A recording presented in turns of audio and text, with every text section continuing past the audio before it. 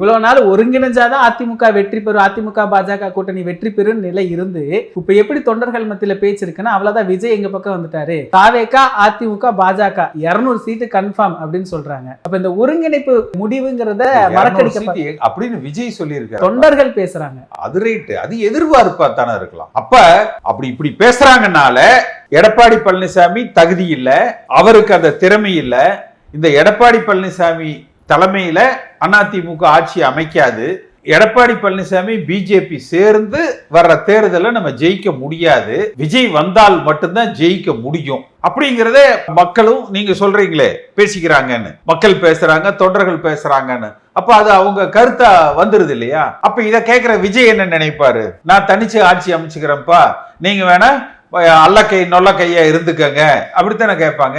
ஆனா விஜய் ஒரு பக்கம் பாஜக கொள்கை எதிரின்னு சொல்றாரு. விஜயை நம்பி ஒரு சில தொண்டர்கள் இருக்கிறாங்க, ரசிகர்களோ தொண்டர்களோ இருக்கிறாங்க, அவங்க ஒத்துக்குவாங்கன்னு நினைக்கிறீங்களா சார்? இதெல்லாம் ரொம்ப டூ எர்லி. அது முதல்ல விஜய் இன்னைக்கு இருக்கிற சூழ்நிலைகளை இருந்து தாண்டி எந்த அளவுக்கு அவர் வெளியில வர்றாருங்கிறத நம்ம பார்க்கலாம். கரூர் துயர சம்பவம், இவ்வளவு கூட்டணி கணக்குகள் பேசப்படுது, நீங்க நிறைய விஜய் இந்த செஞ்சா நல்லா இருக்கும் அப்படின்னு சொல்றீங்க. இப்போ விஜயோட மனநிலை என்னவா இருக்கும் அப்படின்னு நினைக்கிறீங்க? அது விஜய்கிட்ட கேளுங்க, நான் என்ன ஜோசியக்காரரா என்ன, அது விஜய்கிட்ட கேளுங்க. இல்ல ஏதாவது மனநல மருத்துவரா என்ன அது?